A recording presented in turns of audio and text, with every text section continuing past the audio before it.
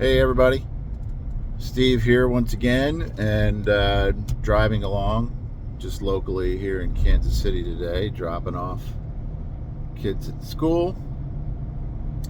But it seems to me like when I'm driving, it's my best time to try to take down some quick video notes to share with people. And one thing that I wanted to address as I continue to make more of these around the subject of brain and neurological health is that in addition to FDA cleared products, I also work with some that do not have and will never have an FDA approval, right?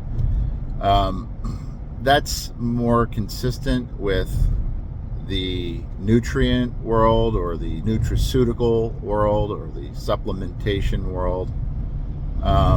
Probably some have some have some kind of approval or whatever clearance, and some don't. But that really shouldn't be taken as a full-on status symbol. It doesn't imply that things don't work or have positive effects for people. Broccoli is not FDA approved, right? So if broccoli has a healing, nutritive effect on the human body, and you put it in a powder in a capsule, you see my point. So I'm just trying to say that as I come up to this really heavy traffic area, and hopefully I'm able to get over. Yes.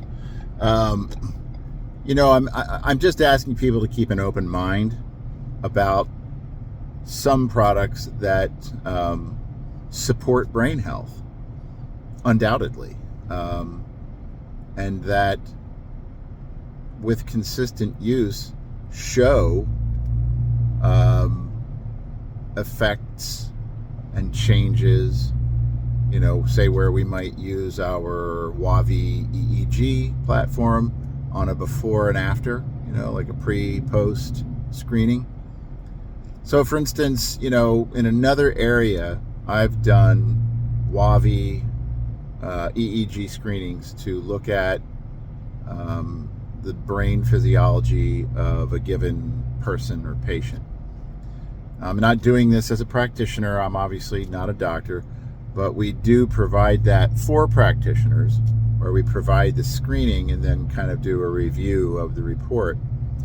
And in different cases, say let's use neurofeedback as an example, we've seen on a pre-post basis where we scan a patient, take a look at their report, they go in for a neurofeedback session, come out of that, and then do another scan. So all of this happens in, say, like a 90-minute period of time. And undoubtedly see significant measurable changes for the better on those WAVI screenings. All right. So the same can be said for certain types of nutrient-based supplementation that has a healthy effect on the body. But when it comes to how that can be communicated, there isn't really an inherent freedom of speech around that.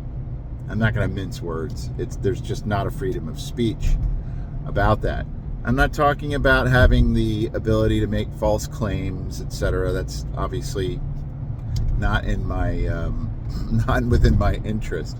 But to be able to say something about a product is oftentimes really thwarted and controlled by government regulatory and also the platform that you're watching this on.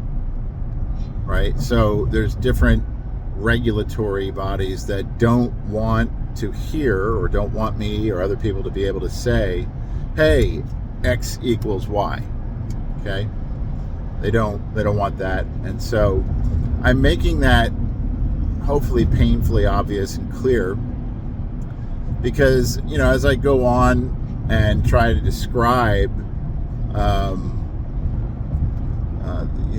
what people are experiencing, my first and foremost would be to try to take that directly from them. For example, if somebody takes a product that I work with and then they want to go out onto a website and write in their own feedback, write in their own experience in their own words, they're free to do that.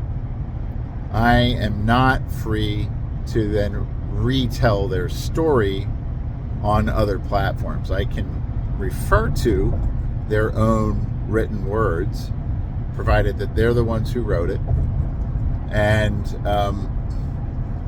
so that's the way that works. So, all right, working within the boundaries that are currently set. And just want you to understand that, when I work with something and have decided that I want to be able to talk about it, share information about it, possibly pass on other people's feedback about it, I'm doing it because I have had enough experience with it to know that good things are happening. Okay? Even there, I'm kind of controlling and curtailing my enthusiasm. I'm working with things that are associated with positive effects, let's say. I hope you're kind of following what I'm saying. And so I would encourage you to think about, future communications that I post in that light. Now, where there is an FDA clearance, yeah, you bet I'm gonna say it, obviously, and especially practitioners in the healthcare world who are, trying to grow and manage and support the community through a business. That can often be important to them. It's not always. It's not always the most important thing. Depends on the practitioner. But as individuals, sorry, I've got some things in the road here. As individuals, obviously you want to know that someone's tried this before, someone has had a good experience with it. So partly what I'm going to be focusing on is providing more and more of that kind of information, so that there's a network of word of mouth types out there that are sharing that information. So I don't work with things that I wouldn't trust, obviously. I have a fair amount of experience and spend a good amount of time vetting the things that we decide to use. I hope I'm not shaking around too much here. So for that, just want to share that while I had a few minutes in the car.